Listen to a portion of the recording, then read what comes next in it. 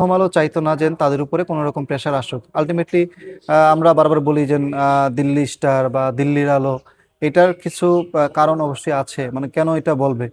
আমার মনে আছে হাদি ভাই শহীদ হইলেন, খবর ছড়াই গেল বাংলাদেশে। তো সেই সময়টায় মানুষ শাহবাগে জড়ো হইতে থাকলো, ঢাকার বিভিন্ন জায়গায় মিছিল শুরু হইলো। মানুষ কেন প্রথম আলোতে হামলাটা চালাইলো? মানে এইটা একটা, মানে একটা কারণ তো থাকা দরকার। আহ, এই যারা হামলা চালিয়েছে তারা কিন্তু আসলে প্রথম আলো দ্বারা ক্ষতিগ্রস্ত নানানভাবে তারা বোঝানোর চেষ্টা করেছে। তো 5 আগস্টের পরে প্রথম আলোর সামনে বেশ কয়েকবার বিক্ষোভ হয়েছে, আমরা দেখেছি। অনেকে গরু কুরবানি দেওয়ার চেষ্টা করেছে, অনেক আনন্দ উৎসব, তারা একটা রকম একটা প্রেশার দেওয়ার চেষ্টা করেছিলেন। এটা সুশীলদের ভাষায় তারা মব বলে। তো আবার ইন্টারিম সরকার যারা ছিল তারা বলতো না, এটা মব না, এটা হচ্ছে প্রেশার গ্রুপ। তারা যে দোষটা করতেছে সেটার হচ্ছে গিয়ে একটা প্রেশার তারা দিচ্ছে। তো প্রথম আলো, আমরা দেখেছি দীর্ঘ সময়ে জঙ্গি সাংবাদিকতা কিছু ট্রাম ছিল। সেই জঙ্গি সাংবাদিকরা প্রথম আলো করেছে বিভিন্নভাবে।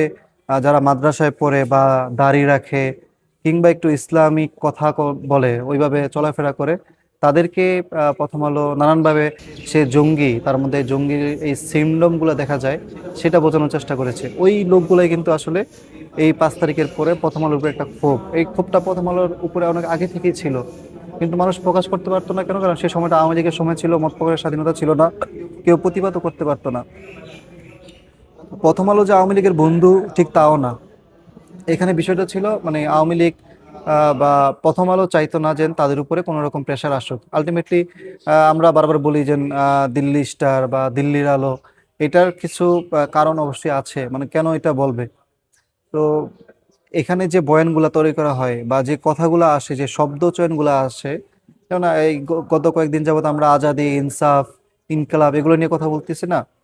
তো প্রথম আলো এরকম কিছু শব্দ তারা ব্যবহার করে বাংলা ভাষায়, যেগুলো আসলে বাংলাদেশের ভাষা না। সেগুলো আসলে কলকাতা কেন্দ্রিক কিছু বাংলা, যেগুলো আসলে বাংলাদেশে তারা নিয়ে আসছে। এবং এই গ্রামারগুলা কোনো পত্রিকার সাথে মিশবে না। তো প্রত্যেকটা পত্রিকারই কিছু ভাষাগত আলাদা করে ব্যাকরণ থাকে, কিছু ডিকশনারি থাকে। সেখানে মূলত আমরা যেটা দেখি যে আহ, কিছু সামঞ্জস্য থাকে উচ্চারণে, না, সমস্যা থাকে হচ্ছে কিছু অক্ষরে। তো প্রথম আলো যেটা ছিল, তারা উচ্চারণগতই পরিবর্তন নিয়ে আসতো। ওই কলকাতা কেন্দ্রিক কিছু বাংলা ভাষা তারা বাংলাদেশে নিয়ে আসছিল, সেগুলো তারা বিভিন্নভাবে ইস্টাবলিশ করার চেষ্টা করেছে, এখনো করে যাচ্ছে।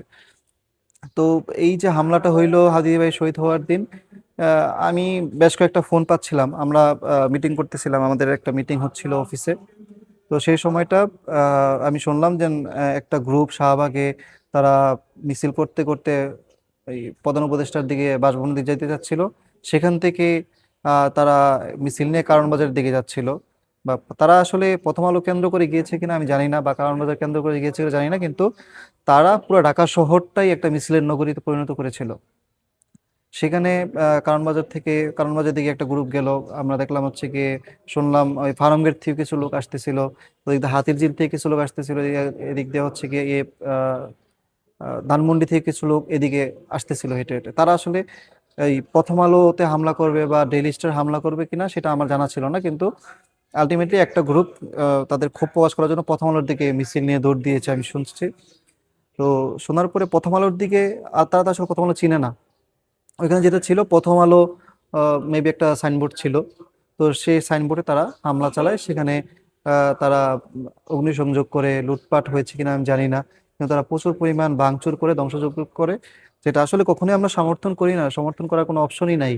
কিন্তু এইটা আসলে কেন হইলো? তারা কিন্তু হামলাটা চালিয়েছে প্রথম প্রকাশনীর উপরে। এবং ওইখানে প্রথম আলোর কিছু সাব প্রতিষ্ঠান ছিল, বন্ধু সভা ছিল, বন্ধু সভার অফিসটা এখানে ছিল। তাদের হচ্ছে কিছু গ্রাফিক্সের কিছু পিসি সম্ভবত এখানে ছিল। তো যখন এই হামলাটা হইলো, তখন গণমাধ্যমে নিউজ করা হইলো যে প্রথম আলোতে হামলা। সাথে সাথে আমরা প্রথম আলো, আমাদের যারা পরিচিত কলিগ আছে, ফ্রেন্ড সার্কেল আছে, তাদেরকে ফোন দিলাম যেন হচ্ছে কি অবস্থা, মানে প্রথম আলোতে নাকি হামলা হয়েছে, তোমরা কি ঠিক আছো কিনা?